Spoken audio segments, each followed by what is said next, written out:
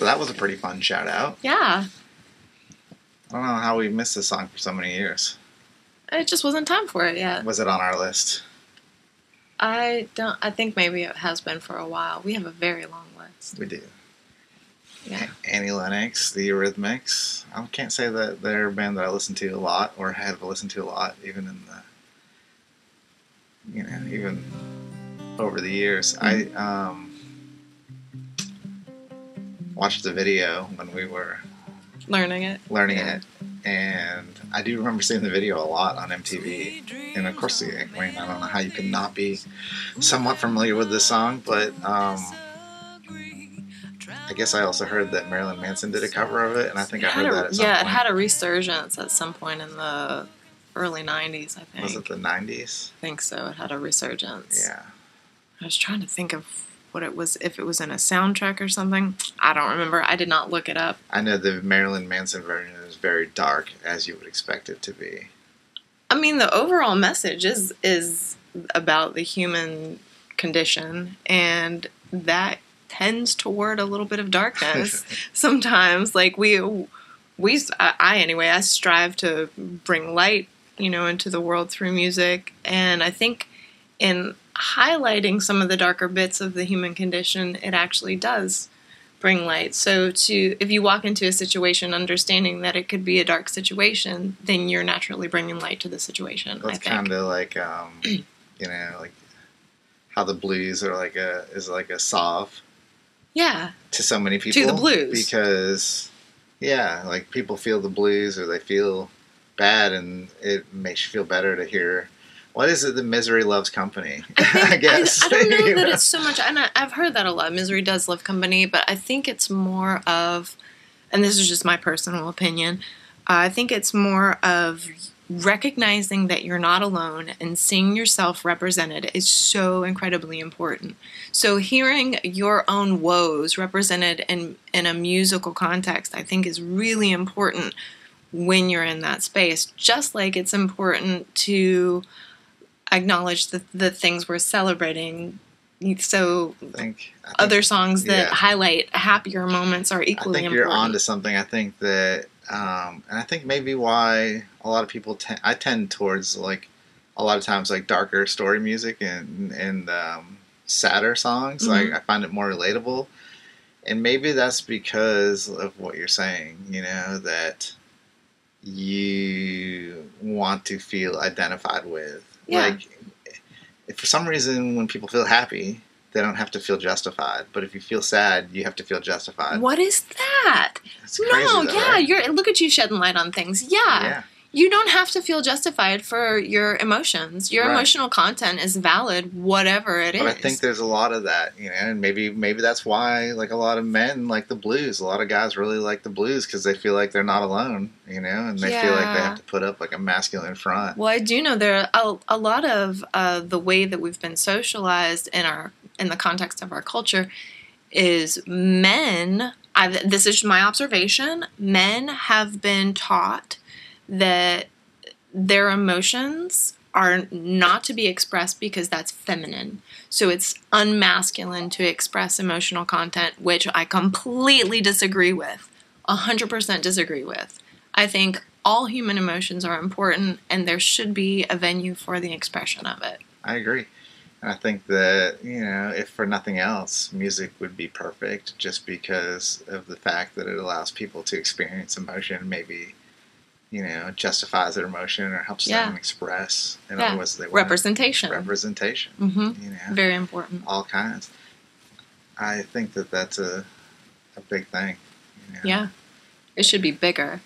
I know that, further in the men-woman divide and how they experience music, I don't know how, like, you could connect this dot, but it seems like on average, more women want to dance to music and feel like the happiness of music, and more men want to listen to a sad guitar solo. Okay, I have words on that. Okay, so in the same way that I've observed men being socialized not to express emotion, I have experienced and also seen other women socialized not to be expressive with our bodies. So we have to have justification for the exuberant movement of our bodies, because we have, and this is my experience. Again, I'd like to give the disclaimer, not everybody has the same experience, but I have observed and personally experienced modesty is a must. If you don't wish to be assaulted, you cover. And if you don't wish to have an unwanted attention, you cover. You don't move provocatively. You don't express yourself through the movement of your body because it could cause you harm. So to have the justification for the movement of one's body through music, again, representation, and the justification for your content. Wouldn't it be great if we could all just feel our own emotions and express the way we want to, and like keep our own shit to ourselves? I know. Basically. I'm gonna cry thinking about it, because I think about the little children and how there's so much potential wrapped up in every little child and every little life, and how the world is so dark that we squash those things when they're so young, before they even have a chance to understand that what we're teaching them can be very destructive to their spirit. Well, we do the weekly show you and I do the weekly show in Gainsborough, and it's just acoustic, but I always find it just fascinating that the number of kids that want to come up front and move and dance in front of the music. Yeah. Almost like every week. Yeah. Little bitty, still in diapers, babies. Yeah. And like young people up to a certain age. Mm-hmm. And then for some reason, at some point, that's no longer okay. Although we've had couples come up and dance, and other situations, and it's not really, to be fair, it's not really like a dancing gig. It's like it's a brunch, and it's meant to be. It's all tabled up. There is really no dance floor. Yeah, no, you get your mimosa and your eggs Benedict, and you have a good time with some mellow mood music. And you're hanging out, and you're eating with your friends and your family. But I just think that it's interesting that the little children, even at such a young age, they feel the exuberance to the sounds that are being played. Yeah. Played. They want to clap. And they want to clap. They want to dance. They're definitely into the music. They're there. And there's other people you can tell. It's always, I don't know if it's sad to me, but maybe because I feel the same way sometimes, is that you're watching music and you're feeling these emotions, and you can see them like glued to you. Yeah. Like, just really, really appreciative of what's happening. Yeah. And maybe like tapping their feet under the table. Yeah. It's almost like a repressed movement. Kind of like a repressed movement.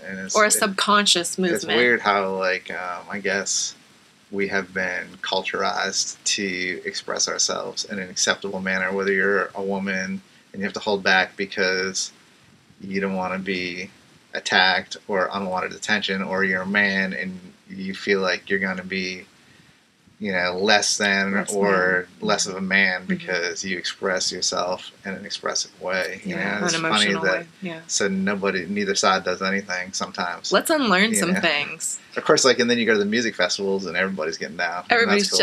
Yeah, I'm ready. I'm ready for us as a group to just unlearn some things and relearn that childlike wonder, especially in the context of music and art. I'm ready. Let's go. Yeah. Let's learn a new way. It takes some untangling for sure. Yeah.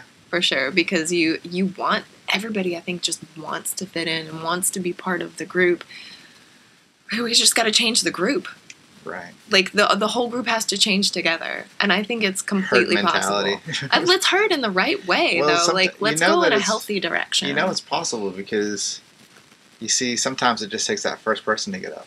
Yeah. Sometimes if you're it's that first couple that gets up to dance, the second clapping. couple, third couple. Oh my goodness! I can't tell you the times that we have been in a scenario where we're playing to a crowd in many different types of venues, and we've ended a song, and nobody makes a move, and then one person begins to clap, and before you know it, the whole everybody is clapping, and it can explode into like applause. a Roris thing. Yeah. And it's kind of like nobody wants to be the first at anything. Nobody wants to be Even the first. something as simple as just like putting your hands together. And I've to show watched that. appreciation. Like we've watched and we've done the experiment where we've went and seen our friends' bands or whatever, and we've had been a plant in the audience. Yeah, and we we'll start clap. clapping. As soon as the song's over, we'll clap and we'll clap loud. And it's amazing how many people, if you forget to clap a song, it ripples. If you forget to clap during a song, all of a sudden sometimes there'll be no applause. Yep. And then, you're kind of like, what? What's happening? But then if you clap, everybody else claps. Yeah. It's definitely, and I think that there's so many head games that musicians play with themselves, but it's important to realize that a lot of times it's not the performer. It could be the audience. The audience's inhibitions. Just has their own inhibitions, And nowadays, and it's like in a day where you go to see a concert and more people are on their phones and all this stuff in there, they want to. It's like they're in their self instead of being in the moment. They're in their self. They're thinking ahead of the game already. It's like they've already spent the money on the tickets and they're there and they're like, well, I spent the money. I can do whatever I want. I'm going to videotape it and this and that. And they miss half the show, and then afterwards, instead of having a memory, they're chasing the next little shot of adrenaline that they get from like a like on a post that they put up, or and I think it's sad that instead of being authentic in the moment and maybe trying to experience a moment and be authentic, it's like we're chasing other people's approval almost at all times. It's hard not to want to do that, and I have a little bit of a different perspective on the catching the concert on your phone, because I've watched people watch concerts through their phone rather than just through their eyes, and often contemplated what is this enhancing their experience. And I think that it is again, that's socializing and wanting to be part of a group and wanting to share your experience with your circle. So not necessarily a part of like, I'm not making a memory, but I am sharing my moment. Well, that's kind of my but that point. Feels like you're not 100% there. It's not being authentically there, but it's taking a percentage of your attention and keeping your circle involved instead of having your attention 100% on that moment. I think it's because they're afraid of the approval of the people there that they don't know. It's comfortable to snap a video and share with the people you do know that will give you approval. I mean, it's an easy hit. It is an assumption, to be fair. Yeah. Like, we're assuming and it's a generalization. It's a generalization. And of course, like at most concerts, I'll pull out my phone for a minute and catch a snippet as a memory, like to hold a memory or whatever and say, but then I've also had concerts where I've been so involved in the concert that I really didn't think about taking my phone out or want to take my phone out. And I can't say that I go back years later and watch the 30-second phone clip of the video. Well, part of that, like, I'm a little old-fashioned when it comes to things like that. It's hard to get me on the phone sometimes because I don't keep my phone on my person. I just don't. I hearken back to the days where there might have been an answering machine at the house or not. You just call and you catch somebody when they answer. Exactly. And you don't get mad if they don't. You don't get mad if they don't answer because they're not available. And they're not going to know that you called if you don't leave a message because there was no call ID. All the time. So you wouldn't get mad about people pull out not my phone at a concert would be a really foreign thing for me unless you say, hey, I left my phone in the car. Can you snap a picture of us so we could post it on Facebook later? Okay, yeah, it's in my purse. It is on silent. I'm not answering it, and I'm not dragging it out of there, unless there's a 911 call that needs to be made.